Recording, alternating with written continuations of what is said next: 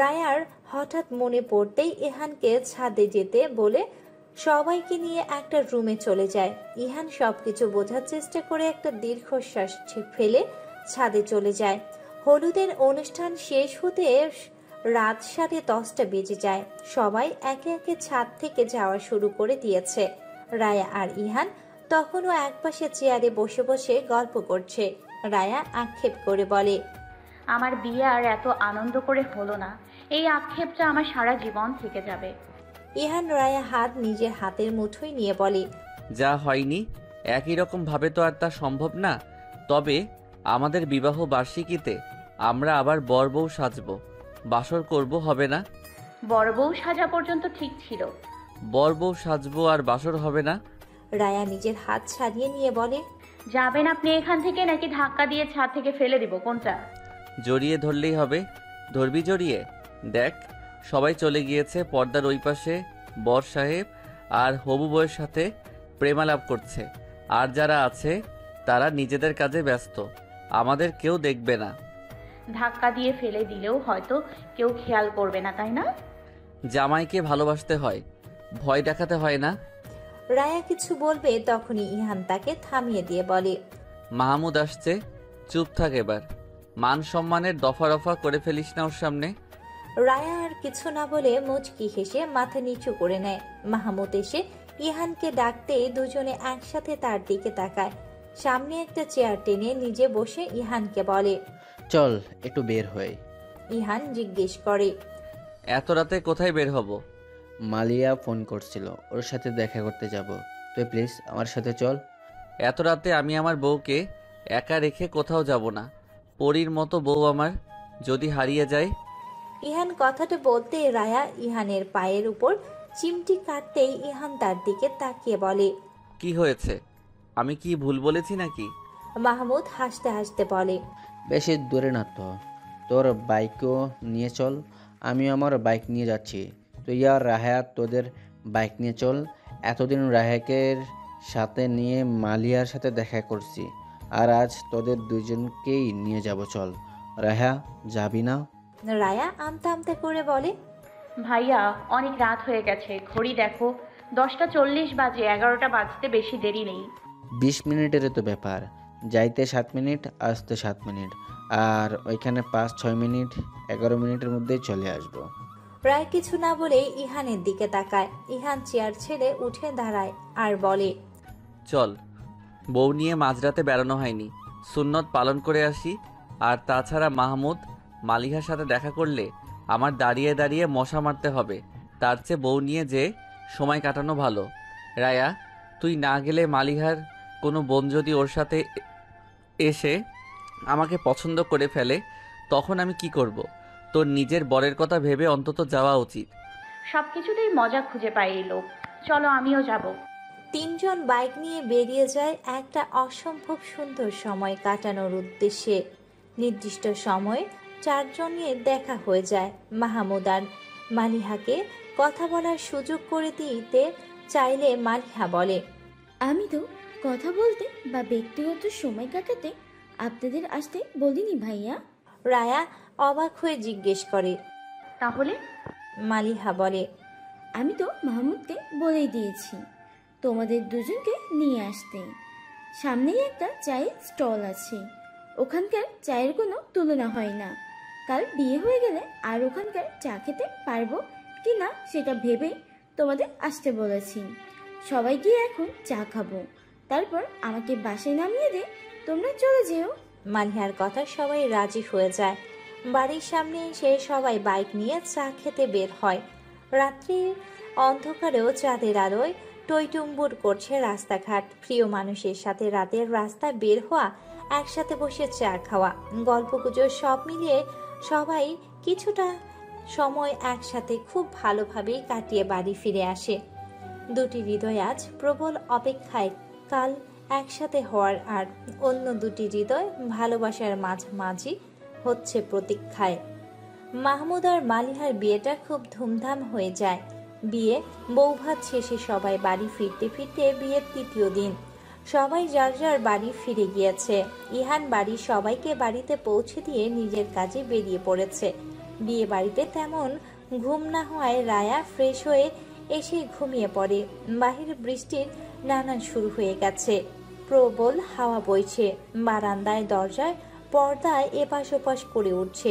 বৃষ্টি আর বাতাস সব মিলিয়ে দারুণ একটা আবহাওয়া। রায়া ঘুম ভাঙতে ভাঙতে প্রায় সন্ধ্যা। বিছানায় বালিশের পাশে ফোনটা তখনও বেজেই যাচ্ছে। ফোনটা হাতে নিয়ে দেখে তার মা কল করেছে। রায়া উঠে বসে, ফোন রিসিভ করবে তখনই ইরিনা বেগম দৌড়ে রায়ার রুমে আসে। হাঁপাতে হাঁপাতে বলে, রায়া, তোর বাবা। রায়া উত্তেজিত হয়ে প্রশ্ন করে, বাবা কি? তোর বাবা স্ট্রোক করেছে রায়া, হাসপাতালে নেওয়া হয়েছে। রায়ার সাথে সাথে ফোনটা রিসিভ করে কাঁপা কাঁপা গলায় বলে, মা বাবার। ওপাশ থেকে রায়ার মা বলে ওঠে, তোর বাবা স্ট্রোক করেছে রায়া, তাড়াতাড়ি হাসপাতালে চলে আয়। রায়া যে নিজের কানকে বিশ্বাস করতে পারছে না। দুপুরের আগেই তো সবাই কত আনন্দ করতে করতে বাড়িতে ফিরল। রায়ার বুক ভারী হতে শুরু করেছে, চোখের পানি টলমল করছে। ইরিনা বেগম এসে রায়াকে জড়িয়ে ধরেই রায়া শব্দ করে কান্না করে দেয়। কান্না করতে করতে বলে, বড় মা, আমার আব্বুর এমন কেন হলো? আব্বুর কিছু হবে না তো? আব্বুর কিছু হলে আমি নিজেকে ক্ষমা করতে পারবো না। আমার জন্য চিন্তা করতে করতেই হয়তো এমন হয়েছে, তাই না? কিচ্ছু হয়নি বোকামি, চল আমরা বের হই। ইহান ওখানেই আছে হাসপাতালে। বড় মা, দোয়া করো আমার আব্বুর যেন কিছু না হয়। সবাই হাসপাতালে পৌঁছতে প্রায় আধা ঘন্টা লেগে যায়। রায়ার মা বাহিরে বসে বসে চোখের পানি ফেলছে। একটু দূরে ইহান হয়তো কিছু অপেক্ষায় দাঁড়িয়ে থাকতে না পেরে পায়চারি করছে। রায়া দৌড়ে এসে মাকে জড়িয়ে কান্না করতে থাকে। ইরিনা বেগম পাশেই দাঁড়িয়ে আছে। বাড়ির মানুষকে দেখে ইহানেও সেদিকে এগিয়ে আসে। রায়া তার মাকে জড়িয়ে ধরে কান্না করেই যাচ্ছে। রাবিয়া বেগম নিজেও কান্না করছে। ইহান কাছে এসে দাঁড়িয়ে বলে, প্লিজ এভাবে কান্নাকাটি করো না তোমরা, অযথা ভয় পাচ্ছ। কাকার তেমন কিছুই হয়নি, মিনি স্ট্রোক এটা। অযথা নিজেরা পরিস্থিতি জটিল করো না। কাকা যেন কিছুতেই না জানতে পারে যে তার স্ট্রোক হয়েছে। একটা মানুষ ততক্ষণ পর্যন্ত সুস্থ থাকে যতক্ষণ পর্যন্ত সে নিজের রোগ বা অসুস্থতা সম্পর্কে নিশ্চিত না জানে। কাকা তার এই বিষয়টা জানলেই চিন্তা করা শুরু করবে, আর তার জন্য তিনি আবার অসুস্থ হয়ে পড়বেন। প্রতিদিন টাইমলি থেরাপি নিলেই ঠিক হয়ে যাবে কিছুদিনের মধ্যে। ডাক্তার বের হলেই সব জানতে পারবে। কান্না করবে না এভাবে, এখানে কিছু হয়নি ওনার। কিছুক্ষণ পর দুজনের কান্না থেমে যায়। রায়া চোখ মুখে পানি দিতে চাইলে ইহান তাকে নিয়ে ওয়াশরুমের দিকে নিয়ে যায়। ওয়াশরুমে বাহিরে একটা ছোট্ট জায়গায় অজু করার ব্যবস্থা করা। রায়া সেখানে চোখ মুখে পানি ছিটিয়ে নেয় একটু। রায়া ওখান থেকে বেরিয়ে আসতে ইহান পকেট থেকে রুমালটা বের করে রায়ের দিকে এগিয়ে দেয়। রায়া নির্দ্বিধায় সেটা নিয়ে মুখ মুছতে মুছতে বলে, কি হয়েছিল আব্বুর? বড় কিছু হবে না তো? কিচ্ছু হবে না, চিন্তা করার কিছুই নেই। কিভাবে বুঝলেন আব্বু স্ট্রোক করেছে? এর আগে তো কোনোদিন এমন হয়নি। তোর মা কল দিয়েছিল। আল্লাহ হয়তো সেই কারণেই আমাকে কাজে বাড়ির সামনে দিয়ে পাঠিয়েছিলেন। আমি বাড়ির ওইটুকু পার হতেই ফোন বেজে ওঠে। কাকি কান্না করছিল। আমি জিজ্ঞেস করি যে কি হয়েছে। তখন তিনি কান্না করতে করতেই বলেন যে কাকা না ওয়াশরুম থেকে বের হতে গিয়ে ফ্লোরে পড়ে গিয়েছেন। বাম পা নিয়ে চলাচলে অসুবিধা হচ্ছে, কথাও আটকে আটকে যাচ্ছে মুখে। আমি তখনই বাড়িতে ফিরে গিয়ে ওনাকে নিয়ে বের হই। ভাগ্য ভালো থাকায় তাড়াতাড়ি গাড়িও পেয়ে যাই। রায়া রুমালটা ফিরিয়ে দিয়ে বলে, ডাক্তার বলেছে বাবা স্ট্রোক করেছে। প্রাথমিক ধারণা থেকে বলেছে জাস্ট। এখনই হয়তো দেখে বের হবে, চলো এগিয়ে যাই ওদিকে। রায়া আর ইহান কেবিনের সামনে যেতেই দেখে ডক্টর অলরেডি বেরিয়ে রাবিয়া বেগমের সাথে কথা বলছে। ইহান তাড়াতাড়ি করে সেখানে গিয়ে দাঁড়ায়। ডক্টর ইহানকে দেখে মুখে হাসি ফুটিয়ে বলে, চিন্তার কোনো কারণ নেই ইহান, আমি যেটা ভেবেছিলাম সেটাই। তবে আপনারা কেউ পেশেন্টের সামনে এসব নিয়ে আলোচনা করবেন না। পেশেন্টের সামনে অসুস্থতা নিয়ে আলোচনা করলে সেটার বাজে ইফেক্ট পড়বে তার উপর। যতটা পারবেন তাকে হাসি খুশি রাখার চেষ্টা করবেন। আর উনি যেহেতু এলাকার চেয়ারম্যান, অনেক জটিল কাজ তাকে করতে হয়। অনেক বড় দায়িত্বের বিষয়। আমি বলবো আশেপাশের এত এত চিন্তা ওনার মাঝে থাকলেও আবারও এমন হওয়ার সম্ভাবনা আছে। ইহান বলে, তাহলে আমাদের করণীয় কি ডাক্তার? যদি পারেন তাহলে ওনাকে এসব থেকে বিরতি নিতে বলুন। আর তাছাড়া আপনি তো আছেন, চেয়ারম্যান শামসুজ্জামানের মতো আপনিও এখানকার মানুষের দায়িত্ব নিতে পারবেন আমরা জানি। ওনার সব কিছু তো আপনি দেখাশোনা করছেন। ইহান জোর করে নিজের মুখে হাসি ফুটিয়ে বলে, না না ডাক্তার, আমি ধীরে ধীরে এসব থেকে বেরিয়ে আসছি। নিজে একটা বিজনেস করছি আপাতত, এসব নিয়ে এগোনোর ইচ্ছে আছে। আর তাছাড়া দেখি কাকার চেয়ারম্যান পদের আর খুব একটা বেশি সময়ও তো নেই। এই সময়টা ওনাকে আমি সাহায্য করব সব কিছুতে। আগামীবার থেকে এসবে আর জড়াতে দেব না। দেখুন যা ভালো হয় করুন। আমি আসছি তাহলে, তোমার জন্য পেশেন্ট দেখতে হবে। চেয়ারম্যান সাহেব আপাতত আজকের রাতটা এখানেই থাকুক, আগামীকাল বাসায় নিয়েন। আপনারা গিয়ে দেখা করতে পারেন। কেউ উত্তেজিত হবেন না, কান্নাকাটিও করবেন না ওনার সামনে। ওনার কিছু হয়নি। ঠিক আছে, আসসালামু আলাইকুম। ওয়ালাইকুম আসসালাম। সবাই কেবিনে ঢুকে দেখে শামসুজ্জামান সাহেব চোখের উপর হাত দিয়ে চোখ বুজে শুয়ে আছে। কারো উপস্থিতি বুঝতেই তিনি চোখের উপর থেকে হাত সরিয়ে নিয়ে দরজার দিকে তাকায়। সেখানে সবাইকে দেখে উঠে বসার চেষ্টা করতে ইহান এসে ধরে তুলে বসিয়ে দেয়। রায়া গিয়ে পাশে চেয়ারে টেনে বসে। শামসুজ্জামানের হাতটা ধরে বলে, কেমন লাগছে এখন আব্বু?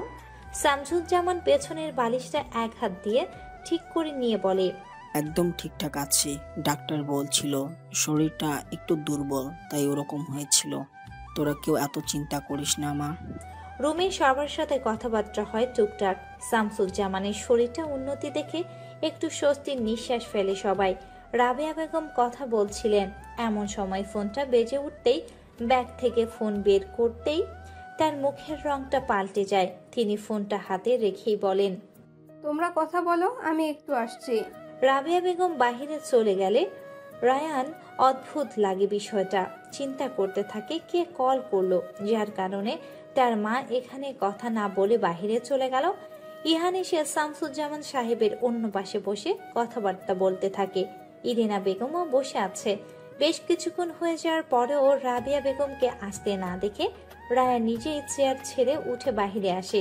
বাইরে আসতেই দেখে রাবিয়া বেগম কেবিনের দিকেই আসছে। রায়ার সামনে এসে দাঁড়িয়ে যায় তিনি।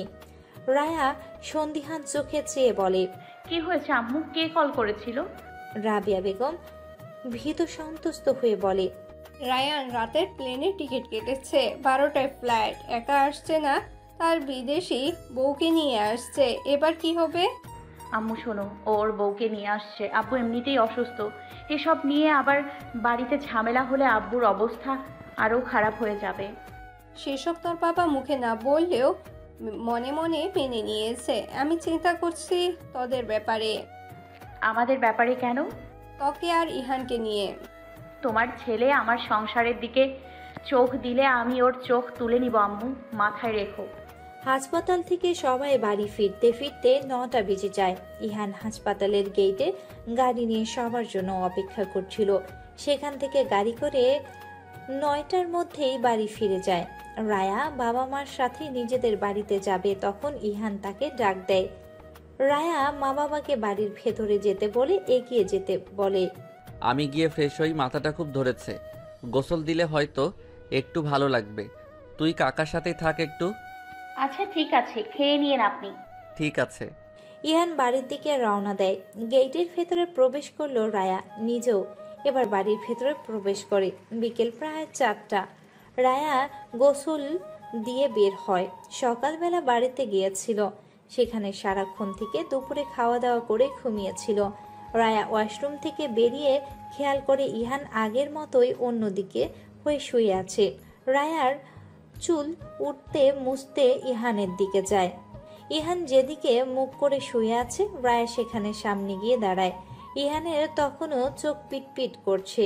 ইহানের চোখ পিটপিট করা দেখে রায়া হেসে ফেলে। ইহান অন্য পাশ হয়ে রায়ার টেনে তার পাশে করে ইহানকে।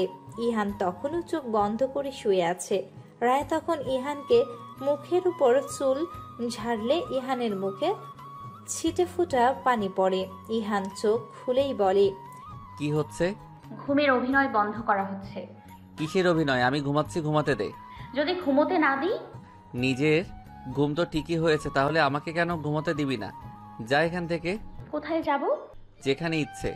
রায়া নিজের মনে একবার হেসে বলে, আমি শাওনের কথা মুখে আনলে আপনি কি আগের মতোই আমাকে চুমু খাবেন?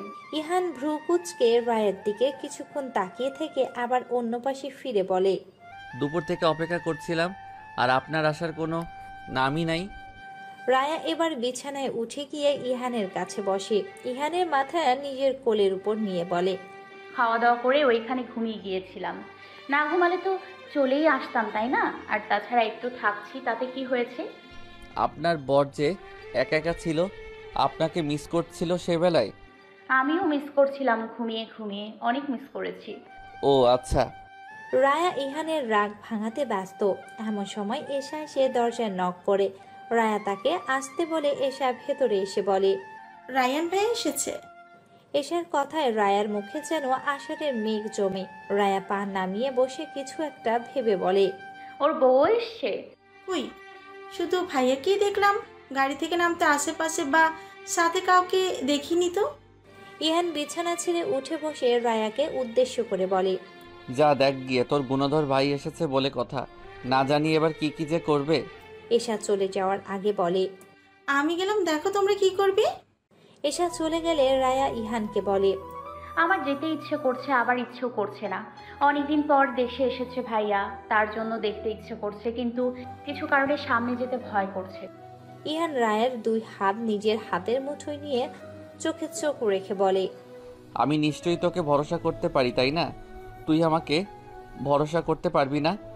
আমি বেশ বুঝতে পেরেছি ওর আমাকে সহ্য করতে না পারাটা আমাদের সম্পর্কের উপর প্রভাব ফেলবে।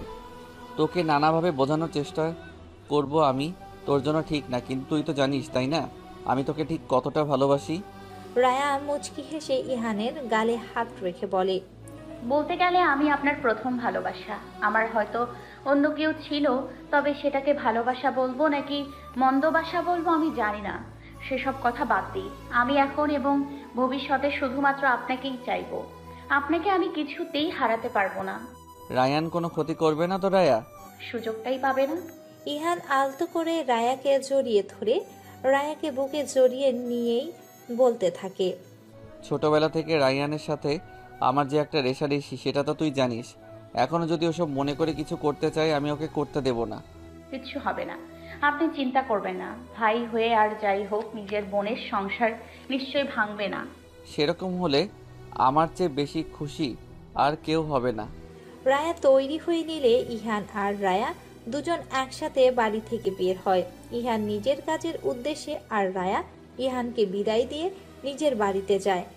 বাড়ির ভেতর প্রবেশ করতেই বাবা আর ভাইয়ের কথা শুনতে পায় রায়া।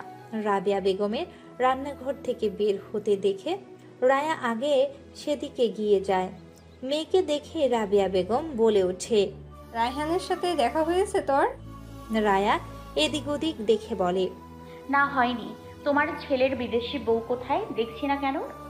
রাবিয়া বেগম একটা দীর্ঘশ্বাস ফেলে বলে, এখন সে বাসা ফিরে বলেছে নাকি বিয়ে করেনি। কি বলো? সেদিন তো সেই নিজেই কল করে বলল ওখানকার একজনকে বিয়ে করে নিয়েছে। বিয়েটা নাকি শেষ পর্যন্ত হয়নি। মেয়ের ধর্ম পরিবর্তন করতে রাজি হয়নি, আর ধর্ম পরিবর্তন না করলে তো বিয়ে হবে না, সেজন্য বিয়েটাও হয়নি। ও আচ্ছা, তাই বলো। বিয়ে হয়নি এই কথা এতদিন জানাইনি কেন? আর তোমার ছেলে কি একেবারে চলে এসছে এখানে? বলেছে তো, তাই তোর আব্বুর সাথে কথা বলছে। সে এখন রাজনীতিতে যোগ দিবে। মুখের কথা নাকি রাজনীতি? সেসব ওরা বাবা ছেলে বুঝে নেবে। তুই চল, রুমে চল, দেখা করবি। চলো। রাবিয়া বেগমের পিছু পিছু রায়া নিজেও রুমে প্রবেশ করে। রায়াকে দেখেই রায়ানের মুখে হাসি ফুটে যায়। বসা থেকে উঠে গিয়ে বোনকে জড়িয়ে ধরে খানিকক্ষণ পর রায়াকে ছেড়ে বলে, কেমন আছিস বোন? ভালো আছি, তুমি কেমন আছো? আমি তো ভালো আছি। এত কিছুর পরেও যে ভালো আছিস, এটা শুনে ভালো লাগছে। আমার বোনটা বড় হয়ে গেছে, কষ্ট লুকাতে শিখে গেছে। বড় হয়েছি ঠিক আছে, কিন্তু কষ্ট নেই তো। লুকোবো কেন? আমি কষ্ট লুকোনোর মেয়ে আমি নই ভাইয়া, সেটা তুমি ভালোভাবেই জানো। আমি এখন এসে গেছি না, আমার বোনের আর কোনো কষ্ট থাকতে দেব না। আমার এমনিতেও কোনো কষ্ট নেই ভাইয়া, আমাকে নিয়ে তোমার কোনো চিন্তা করতে হবে না। আমি সব জানি রায়া, তুই যতটা বলছিস তোর কোনো কষ্ট নেই। আমি তোর ভাই, আমি জানি তুই কোন পরিস্থিতিতে আছিস। ইহানের সাথে তোর বেশি দিন থাকতে হবে না। তুই আজকে থেকে আর ওই বাড়িতে যাবি না, আমি যেতে দেব না আর তোকে। রায়া এতক্ষণে খারাপ লাগতে শুরু করে। রায়ানের এমন কথা তার মোটেও আর ভালো লাগছে না। রায়ানের কথায় জবাব না দিয়ে বাবার দিকে তাকায়। শামসুজ্জামান তখনই মেঝের দিকে চুপচাপ তাকিয়ে রাগে ফুঁসছেন ছেলের কথা শুনে। এক পর্যায়ে তিনি আর চুপ থাকতে না পেরে রাবেয়া বেগমকে উদ্দেশ্য করে বলে, রাবেয়া, তোমার ছেলেকে একবার থামতে বলো। সে রাজনীতিতে আসতে চেয়েছে, আমি মেনে নিয়েছি। প্রয়োজনে আমি অবসরে গিয়ে তাকে আমার জায়গায় বসিয়ে দেওয়ার চেষ্টা করব। আমার মেয়ের সংসার নিয়ে তার ভাবতে হবে না। আমি ভেবেচিন্তে আমার মেয়েকে আমি ইহানের হাতে তুলে দিয়েছি। আমার মেয়ে সুখী, তার ব্যাপারে আর কিছু আমাদের কারো ভাবতে হবে না। রায়ের জন্য একমাত্র আল্লাহ আর তারপর ওর স্বামী যথেষ্ট। রায়ান বাবার দিকে এগিয়ে এসে বলে, ও ছোটবেলা থেকে আমার সব কিছু কেড়ে নিয়েছে। তুমি আমার চেয়ে ওকে বেশি ভালোবাসো। আমার মায়ের অবস্থা জানি না। আমার বোনটা একমাত্র ছিল যে কিনা তোমাদের সবার বাইরে এসে আমাকে সাপোর্ট করত। তাকেও ইহান আমার কাছ থেকে কেড়ে নেওয়ার চেষ্টা করছে। আমি সেটা কিছুতেই হতে দেব না। ও আমার বোনকে ভালো রাখবে না। ছোটবেলা থেকে আমার সাথে যে প্রতিযোগিতা করেছে সেটা জেতার জন্য আমার বোনকে বিয়ে করছে। তোমরা কেউ ইহানের আসল রূপে দেখোনি। শামসুজ্জামান বলে ওঠেন, নিজে যা বুঝবে সবসময় সেটা না বা হবেও না। দেশে এসেছে কোন বিপদ না ডেকে ভালোভাবে থাকো। আমি তোমার বাবা, তোমার পাশে আছি। শুধু রায়কে নিয়ে চিন্তা করা বাদ দাও। রায়ান চিৎকার দিয়ে বলে ওঠে, রায়া আমার বোন হয় বাবা। ওর ব্যাপারে আমি 100 বার ভাববো। ওর উপরে আমার অধিকার আছে। রায়া এবার রায়ানের দিকে এগিয়ে গিয়ে তার বাহু ধরে নিজের দিকে ঘুরিয়ে বলে, ভাইয়া হও তুমি আমার ওপর তোমার অধিকার আছে, কিন্তু আমার সংসারের উপর তোমার অধিকার নেই। আমার সংসার বা ইহানের দিকে নজর দিলে আমি ভুলে যাব তুমি আমার ভাইয়া হও। আমি বারবার তোমাকে বলছি যে আমি ইহানের সাথে ভালো আছি। আজকের কথার পরেও যদি আমার সংসারের দিকে ভুলে আঙুল তোলো তাহলে আমি কিন্তু তোমার হাত কেটে নেব, বলে রাখলাম। আমার আর ইহানের মধ্যে যে কোনো একজনকে বেছে নিতে হবে। তুই কাকে চাইস বল, আমাকে নাকি ইহানকে? রায়ানের কথায় রায়া সাফ সাফ জানিয়ে দেয়, আমার জীবনে আমি তোমাদের দুজনকেই চাই। এখানে ফয়সালা তোমার হাতে। তুমি আমার জীবনে থাকতে চাও কি না? আমি তোমাদের কাউকে ছাড়তে চাই না। তোমাদের দুজনের মধ্যে একজন আমার নিজের ভাই আর অন্যজন আমার স্বামী। দুজন আমার কাছে দু রকম স্পেশাল। তুই আর কোনোদিন এই বাড়িতে আসবি না রায়া। বাড়িটা তোমার নয়, এটা আব্বুর বাড়ি। আব্বু যদি আমাকে নিষেধ করে এখানে আসতে তাহলে আমি ভেবে দেখব। তুই আজ থেকে আমার বোন না। আর তাছাড়া আমি আমার চিরশত্রু কখনো ভালো থাকতে দেব না। সব কিছু কেড়ে নিয়েছে ও আমার থেকে। কেউ তোমার থেকে কিছু কেড়ে নেয়নি ভাইয়া। তুমি সবকিছু অবহেলায় হারিয়েছো। নিজের দিকটা একটু ভেবে দেখো, কি কি করেছো তুমি খেয়াল করো। ছোটবেলা থেকে আব্বু আম্মু যেমন আমায় ভুল নিয়ে পড়েছিল, এখনো তুইও এরকমই করছিস। আমার দিকটা আমাকেই বুঝতে হলো। তোরা তো কেউ বুঝলি না একটুও। আমাকে কেন সব কিছু বুঝতে হবে? ছোটবেলা থেকে আমি পড়াশোনা কম করতাম জন্য সবসময় কথা শুনতে হতো। বড় হওয়ার পর ইহান বাইরে পড়তে গেল জন্য আমাকেও পাঠানো হলো। ও ফিরে এসে ব্যবসার পাশাপাশি আব্বুর সাথে রাজনীতিতে পা রাখলো। আব্বু ওকে বেশি ভালোবাসতে শুরু করলো। সব দিক থেকে আমি পিছিয়ে গেছি, এমনকি ভালোবাসার দিক থেকেও। রাবিয়া বেগম এতক্ষণ চুপ করে থাকলেও আর চুপ থাকতে পারেন না। ছেলে যে তার নিজের ছেলে, যেমনই হোক সে তার গর্ভে ধারণ করা। রাবিয়া বেগম রায়ানের কাছে গিয়ে বলে, অনেক তো হলো, এবার থাম বাবা। দেখ তুই ইহানকে যেমন ভাবিস ছেলেটা সেরকম না। আমি জানি আমার ছেলে কোনো ভুল করবে না। রায়হা ইহানের সাথে খুব ভালো আছে। শামসুজ্জামান উঠে ছেলের দিকে এগিয়ে আসেন। ছেলের কাঁধে হাত রেখে বলেন, তুই কিচ্ছু হারাসনি বাবা। তুই নিজের জেদের জন্য সব কিছু থেকে দূরে সরে গেছিস। তুই একবার তোর বাহিরের এই শক্ত আবরণ ছুঁড়ে ফেল, নরম হয়ে সবার সাথে মিশে দেখ, দেখবি সব তোরই আছে। ইহানকে আমি আমার ভালোবাসি ঠিকই, কিন্তু তোর চেয়ে বেশি না। তুই ছেলে হয়ে কখনো আমাদের বোঝার চেষ্টা করিসনি। একটু বোঝার চেষ্টা কর। ইহান আর তোর তুলনা কোনোদিন করা হয়নি। ইহান তোর শত্রু না, তোর থেকে কিছু কেড়েও নেয়নি। রায়ান কিছু না বলেই রুম থেকে বের হয়ে যায়। রায়া তার বাবার কাছে গিয়ে বলে, আব্বু, ভাইয়া কোনো অঘটন ঘটাবে না তো? শামসুজ্জামান মেয়ের মাথায় হাত বুলিয়ে বলেন, ভাই হয় সে তোর, বোনের বা বোনের সংসারের ক্ষতি সে করবে না। ওর ভিতরে যে ভুল ধারণাটা আছে সেটা খুব তাড়াতাড়ি ভেঙে যাবে। ওকে আর কোথাও যেতে দেব না আমি। রায়ান আমাদের সবার যত কাছাকাছি থাকবে তত সবাইকে বুঝতে পারবে। তুই একদম নিশ্চিন্ত থাক মা, তোর ভাই এমন কিছুই করবে না যাতে তুই কষ্ট পাস। রায়া তার বাবাকে আলতো করে জড়িয়ে ধরে। শামসুজ্জামান মেয়ের মাথায় হাত বুলিয়ে দিতে ভাবতে থাকে, রায়ান কি সব বুঝবে? শীতকালের শেষের দিক, সপ্তাহ খানেকের মধ্যে বসন্তের আগমন ঘটবে। আর এর মাঝেই কেটে গেল বেশ কিছু মাস। গত রাতে রায়া ইহানের জন্য ব্যাগ গুছিয়ে রেখেছে। ইহান 6.5 মাসের জন্য দুবাই যাবে কাজের সূত্রে। ইন্টারন্যাশনাল একটা প্রজেক্টের কথা চলছে, সে সূত্রেই তাকে বাহিরে যেতে হচ্ছে। বিকেলে বাড়ি থেকে বের হয়ে যাওয়ার কথা তার। রায়া গতকাল ক্যালেন্ডারে তারিখ খেয়াল করে, হিসাব করে কিছু একটা আন্দাজ করে বিকেলে বের হয়ে প্রেগন্যান্সির কিট সংগ্রহ করে রেখেছে। ভোর হতেই সে ফজরের নামাজ আদায় করে নেয়। ইহানও তার সাথে ঘুম থেকে উঠে ফ্রেশ হয়ে মসজিদে চলে গিয়েছে। রায়া নামাজ শেষ করে কিছুক্ষণ সেখানে বসে থাকে। সে যেটা সন্দেহ করছে সেটা কি আসলেই ঠিক কিনা সেটা নিয়ে ভাবছে সে। যদি কোনোভাবে সেটা ভুল প্রমাণিত হয় তাহলে বিষয়টা একটু মর্মান্তিক হবে, তাই সে কাউকে কিছু জানায়নি। রায়া জায়নামাজ ছেড়ে উঠে প্রেগনেন্সি কিট হাতে নিতে ইহান চলে আসে। ইহানকে দেখে সে কিটটা লুকিয়ে ফেলে। ইহানের প্রতিদিনের অভ্যাস ফজরের নামাজ আদায় করে এসে রায়াকে নিয়ে হাঁটতে বের হয়। সকালবেলায় আবহাওয়াটা দুজনে উপভোগ করা হয়। আজকে তো ইহান চলে যাবে, আর কতগুলো মাস দুজনে একসাথে থাকা হবে না, সময় কাটানো হবে না।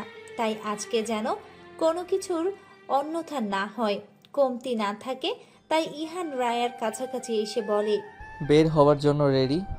রায়া আমতা আমতা করে বলে, আপনি একটু অপেক্ষা করুন, আমি আসছি। কোথায় যাবি? ওয়াশরুমে যাব। যা, এসব আবার বলতে হয় নাকি? আপনি তো জিজ্ঞেস করলেন, আমার কি দোষ? আচ্ছা আচ্ছা যা, আমি অপেক্ষা করছি। রায়া ইহানকে অপেক্ষায় রেখে ওয়াশরুমে চলে যায়। কোনো অন্যায় না করেও আজ কেমন যেন ভয়ে তার বুক কাঁপছে। মনে হচ্ছে এখনই সবকিছু উল্টে পাল্টে যাবে। ওয়াশরুমে গিয়ে 5 মিনিট হয়ে যাওয়ায় ইহান দরজার কাছে এসে বলে, সূর্য উঠে যাচ্ছে, এতক্ষণ কে ওয়াশরুমে থাকে? এই, তুই কি ফোন নিয়ে গেছিস ভেতরে? রায়া ইহানের ডাকে সাড়া না দিয়ে কিটের দাগ পর্যবেক্ষণ করছে। এক দাগ স্পষ্ট বোঝা গেলে দ্বিতীয় দাগ স্পষ্ট হবে কিনা সেটা দেখার অপেক্ষায় করছে সে। কিছু মুহূর্তের মধ্যেই অস্পষ্টভাবে কিটে দ্বিতীয় দাগ দেখা দিতেই রায়ার চোখে পানি দেখা যায়। রায়ার চোখে পানি দেখা দিলেও মুখে যেন হাসির রেখা স্পষ্ট।